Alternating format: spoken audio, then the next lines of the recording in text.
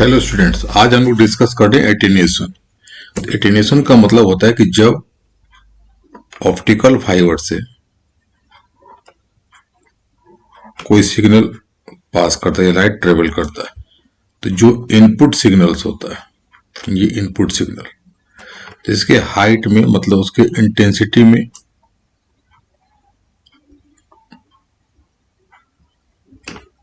और एम्पलीट्यूड में रिडक्शन हो जाता है। ये थोड़ा सा हाइट इसका कम हो जाता है। तो ये इनपुट पावर हो गया पी आई, इसको कहते हैं हम लोग आउटपुट पावर पी आई। तो उसी को हम लोग बोलते हैं पावर लॉस। तो पावर लॉस का मतलब ही होता है यहाँ पे एटेन्यूएशन का मतलब पावर लॉस। एटेन्यूएशन का मतलब होता है पावर लॉस। पावर लॉस को जब वो ट्रेवल करता है ऑप्टिकल फाइबर से प्रोपोगेट करता है तो अब यहाँ पे पावर लॉस का मतलब है कि रिडक्शन इन एम्पलीट्यूड, ये एम्पलीट्यूड में भी रिडक्शन होगा एंड इंटेंसिटी में भी रिडक्शन होता है। जैसे कभी कभी हम लोग सुनते हैं फोन पे आवाज आता है तो कभी इंटेंसिटी हेलो हेलो करते हैं और ठीक से आवाज नहीं आ पाती है। तो यहाँ पे इसे होता है इंटेंसिटी, एम्पलीट्यूड और इंटेंसिटी में जो डिक्रीज होता है, रिडक्शन होता है, उसी को हम लोग बोलते हैं पावर लॉस। जब ये ऑप्टिकल फाइबर से प्रोपेगेट करता है तो ये इसका जो लॉस होता है इसको हम लोग डेसिबल में डिनोट करते हैं। तो यहाँ पे पावर लॉस को हम लोग लिख सकते हैं, यहाँ पे पावर जो लॉस होता है वो इन डेसिबल में हम लोग लिख सकते हैं। तो डेसिबल इसका पावर लॉस का यूनिट होता है। तो पावर लॉस का जो डेसिबल यूनिट है तो इसको हम लोग डिनोट करते हैं यहाँ पे लॉस इक्वल टू हो गया यहाँ पे, या पीएल भी लिखते हैं पावर लॉस इक्वल टू यहाँ पे पावर लॉस को यहाँ पे पीएल भी लिख देते हैं। तो पावर लॉस इक्वल टू यहाँ पे log of power output upon power input लिखते हैं। यहाँ पे बेस 10 होता है, ये ध्यान रखना। यहाँ पे पावर के साथ यहाँ बेस 10 हो गया और यहाँ पे इंटू 10 होता है, जितना बेस यहाँ पे 10 और यहाँ पे माइनस साइन लगा देते हैं क्योंकि पावर लॉस हो रहा है तो माइनस साइन के लिए। तो फिर यहाँ पे भी ध्यान रखना है कि आउटपुट अपॉन इनपुट। बहुत सारे स्टूडेंट यहाँ पे मिस्टेक करते हैं। तो हवा पानी याद रखना, ओ से याद रखना, नॉट है तो यहाँ पे बबल टाइप का था, हवा ऊपर पानी नीचे समुद्र में, तो यहाँ पे एक याद रहेगा। तो आउटपुट पावर यहाँ पे ऊपर। तो ये पावर जो लॉस होता है इक्वल टू ये वाला फॉर्मूला, इस पे एक न एक न्यूमेरिकल्स आते हैं। इसका यूनिट कितना होता है यहाँ पे डेसिबल, ये डेसिबल। तो जनरली हम लोग यहाँ पे लेंथ के फॉर्म लिखते हैं। एटेन्यूएशन कांस्टेंट होता है कि पर यूनिट लेंथ कितना लॉस होता है। जैसे अगर इसका यहाँ से यहाँ तक का लेंथ हम लोग यहाँ पे एल लेते हैं और ये बहुत ज्यादा यूज करते हैं तो ये हम लोग लेते हैं किलोमीटर में, लेंथ लेते हैं किलोमीटर में। तो पर किलोमीटर या पर यूनिट लेंथ जो लॉस होता है उसी को हम लोग बोलते हैं एटेन्यूएशन कांस्टेंट। तो ये यहाँ पे लेते हैं एटेन्यूएशन कांस्टेंट, ये एटेन्यूएशन कांस्टेंट इसको बोलते हैं। एटेन्यूएशन कांस्टेंट इसको हम लोग अल्फा से डिनोट करते हैं। तो attenuation constant alpha equal to होता है कि पावर लॉस जो होता है यहाँ पे power loss per unit length, यहाँ पे लेंथ लेते हैं किलोमीटर में हम लोग। यहाँ पे power loss per unit length होता है इन किलोमीटर, मतलब पर किलोमीटर कितना पावर का लॉस होता है। तो यहाँ पे पावर लॉस कितना था, यहाँ पे हम लोग लेते थे पी एल अपॉन यहाँ पे लेते हैं एल। अब ये इक्वल टू आ जाएगा यहाँ अल्फा इक्वल टू कि माइनस था पावर लॉस का -10 log of power output upon power input और बेस लॉग का कितना था यहाँ पे 10 और यहाँ पे एल से डिवाइड कर देंगे तो यही हो जाएगा एटेन्यूएशन कांस्टेंट। इस पे न्यूमेरिकल्स आते हैं। अगर यहाँ पे एल इक्वल टू गिवन नहीं गिवन है यहाँ पे तो इक्वल टू यहाँ पे एल कर देंगे या इसको इधर ले आएंगे तो हम लोग आ जाएगा मेरा पावर लॉस। यहाँ पे पावर लॉस पर किलोमीटर यहाँ पे अल्फा इक्वल टू होता है, इसको एटेन्यूएशन कांस्टेंट हम लोग कहते हैं। हमेशा एक चीज ध्यान रखना कि लेंथ हमेशा किलोमीटर में लेना, चाहे मीटर में हो सेंटीमीटर में कुछ में गिवन हो। एल को हम लोग कर देंगे कन्वर्ट इन किलोमीटर, इसको ध्यान रखना है। तो यहाँ पे मिस्टेक्स होते हैं और एक न एक न्यूमेरिकल इससे जनरली आता है। अब ये पावर लॉस का रीजन्स क्या है, तो पावर लॉस का डिफरेंट रीजन्स होता है। पहला है इसको एटेन्यूएशन का जो पहला लॉस होता है मटेरियल एब्जॉर्प्शन लॉस कहते हैं, मटेरियल एब्जॉर्प्शन लॉस। इसका मतलब यह होता है कि जब कोई ऑप्टिकल फाइबर्स होता है, ये ऑप्टिकल फाइबर अगर कोई प्योर मटेरियल का होता है तो कभी कभी कोई मटेरियल भी लाइट को कुछ ना कुछ एब्जॉर्ब कर लेता है, तो जब यहाँ से प्रोपिगेट करता है, पास करता है, तो कुछ ना कुछ पार्ट इसका लॉस होता है, जिसके कारण उसकी इंटेंसिटी और एम्पलीट्यूड में रिडक्शन हो जाता है, तो उसमें भी लॉस होता है। और या नहीं तो उसमें क्या होता है, उसमें अगर कोई मैन्युफैक्चरिंग के टाइम पर कोई इम्प्योरिटीज आ जाता है, तो उसके कारण अगर कोई मटेरियल के कारण प्योर हो गया तो उसको हम लोग बोलते हैं इंट्रिंसिक एब्जॉर्प्शन, इंट्रिंसिक एब्जॉर्प्शन बोलते हैं।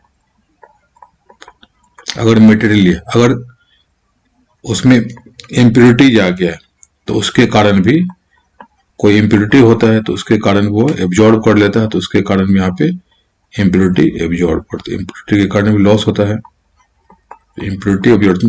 तो दोनों को मिलाकर हम लोग बोलते हैं मटेरियल एब्जॉर्प्शन। या तो अगर प्योर का है तो इंट्रिंसिक एब्जॉर्प्शन तो भी एब्जॉर्ब कर लेता है, या नहीं तो उसमें इम्प्योरिटी आ गया है तो भी वो एब्जॉर्ब कर लेता है, जिसके कारण उसके पावर में लॉस होता है।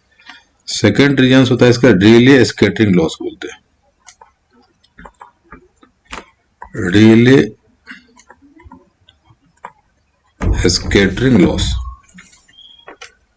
तो रेले स्कैटरिंग लॉस, तो रेले स्कैटरिंग लॉस में हम लोग देखते हैं कि अगर कोई एक ही मटेरियल्स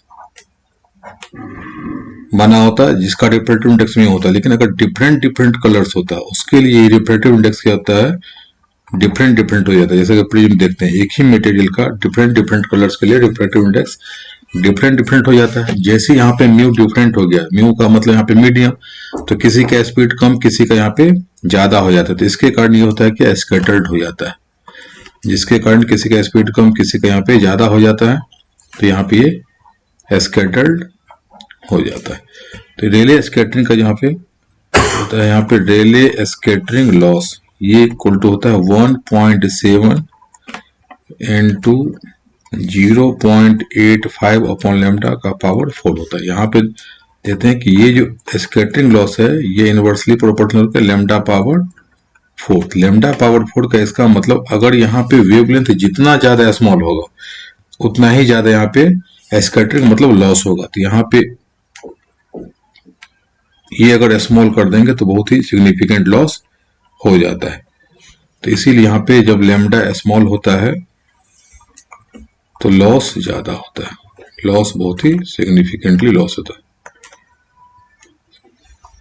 सिग्निफिकेंटली लॉस हो जाता है, बहुत ज्यादा लॉस यहाँ पे हो जाता है। तो थर्ड रीजन है, नेक्स्ट रीजन इसका कि बेंडिंग लॉस। तो बेंडिंग लॉस यहाँ पे हम लोग देखते हैं बेंडिंग लॉस। तो बेंडिंग लॉस 2 टाइप के होते हैं।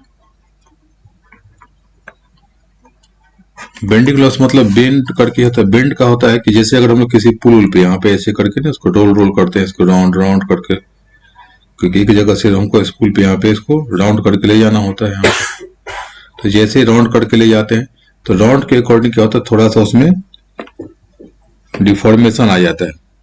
तो जैसे यहाँ पे डिफॉर्मेशन आ गया कोर क्लैडिंग ब्लेंडर पे, तो इसको हम लोग बोलते हैं माइक्रो, एक होता है यहाँ पे एसफोल करके, तो इसको बोलते हैं हम लोग मैक्रो बेंडिंग, मैक्रो बेंडिंग। जैसे बॉन्ड करते हैं, या नहीं तो कहीं कहीं पे सड़क के किनारे देखते हैं यहाँ पे कॉर्नर पे ऐसे करके हम लोग वायर ले जाते हैं, ये ऑप्टिकल फाइबर, तो यहाँ पे बेंड कर जाता है। जैसे बेंड करता है इसका मतलब यहाँ पे बेंड करने का, ये सपोज कीजिए कि यहाँ पे आया इस टाइप का, ये ऑप्टिकल फाइबर में बेंड कर गया, और कोई लाइट यहाँ से आया तो ये टोटल इंटरनल रिफ्लेक्शन यहाँ पे आ रहा था, ऐसे कर क्रिटिकल एंगल से ज्यादा था।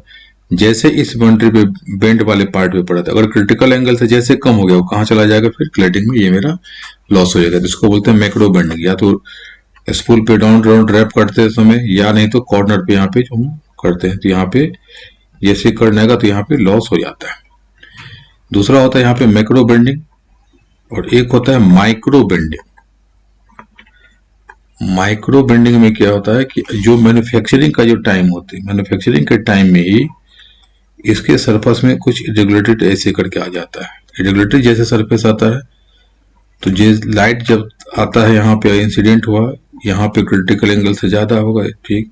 जैसे इस सरफेस पे पड़ता है तो यहाँ से क्रिटिकल एंगल से जाएगा नहीं, क्योंकि सरफेस इरेगुलेटरी है, तो इसके कारण क्या होता है, यहाँ पे भी लॉस हो जाता है। चाहे माइक्रो बेंडिंग हो चाहे मैक्रो बेंडिंग हो, दोनों में यहाँ पे बेंड होने के कारण क्रिटिकल एंगल से वो का सरफेस बेंड हो जाता है और क्रिटिकल एंगल से वहां पे कम होता है सरफेस पे, जिसके कारण मेरा लॉस हो जाता है। तो इसको हम लोग बोलते हैं बेंडिंग लॉस। उसके बाद होता है एक स्कैटरिंग लॉस, मतलब वेव गाइड स्कैटरिंग लॉस कहते हैं, इसको बोलते हैं वेव गाइड स्कैटरिंग लॉस। तो वेव गाइड स्कैटरिंग लॉस का, वेव गाइड स्कैटरिंग के कारण जो लॉस होता है, तो वेव गाइड में मतलब मैन्युफैक्चरिंग, जैसे यहाँ पे हम लोग लिया कि ये ऑप्टिकल फाइबर, तो ऑप्टिकल फाइबर मैन्युफैक्चरिंग के टाइम पे कहीं पे थिक कहीं पे थिन, जैसे यहाँ पे थिक हो गया, फिर कहीं पे थीन हो गया, फिर यहाँ पे थिक हो गया, तो ये थिक थिन जो मीडियम हो जाता है, जहाँ पे जहाँ थिक और थिन, तो जहाँ पे थिकनेस ज्यादा हो जाता है वहां पे डेंसर मीडियम की तरह बिहेव करता है, जहाँ पे कम होता है वहां पे रेयर मीडियम की तरह बिहेव करता है। तो जैसे डेंसर से रेयर जाता है, तो हम जानते हैं कि जैसे डेंसर से अगर ये डेंसर मीडियम रेयर मीडियम, तो क्या होता है, अवयव फॉर्म की तरफ चला जाता है, फिर रेयर से डेंसर में जाता है तो टुवर्ड्स नॉर्मल होता है। तो इसके कारण इसमें स्कैटरिंग आ जाता है, इसके कारण भी स्कैटरिंग आता है, तो इसके कारण मेरा लॉस होता है, यहाँ पे पाथ चेंज कर जाता है। अब एक होता है जब कनेक्ट करते हैं, जैसे बहुत ज्यादा यूज, तो हम एक ही जगह इतना लंबा तो होता नहीं कि अगर 5000 किलोमीटर ले जाना तो एक ही उतना बनाएंगे, तो यहाँ पे पुल बनाते हैं, यहाँ पे अगर सपोज कीजिए कि 1000 किलोमीटर के लिए बनाते हैं, तो जहां पे जी खत्म होता है दूसरे जगह हमको क्या करना पड़ता है, कनेक्ट करना पड़ता है। ये ऑप्टिकल फाइबर का एक एंड पॉइंट होता है। तो जैसे यहाँ से हम लोग कनेक्ट करते हैं और दूसरे जगह से कनेक्ट करते हैं, तो अगर ठीक से कनेक्ट नहीं होता है तो उसके कारण भी मेरा लॉस होता है। जैसे हम लोग कभी कभी देखते हैं प्लग निकालते हैं, लोकल कंपनी का लगाते हैं और ये प्लग में ठीक से लगता है तो स्पार्क टाइप करता है, ठीक उसी तरह अगर ठीक से कनेक्ट नहीं होता तो मेरा लॉस होता है। तो इसको लॉस को बोलते हैं हम लोग स्प्लाइस। स्प्लाइस मतलब कनेक्ट करना, स्प्लाइस लॉसेज बोलते हैं, या कनेक्टेड लॉस भी इसको हम लोग बोलते हैं, उसके कारण मेरा लॉस होता है। तो ये सब डिफरेंट रीजन है लॉसेज का। अब हम लोग नेक्स्ट में देखते हैं डिस्पर्सन।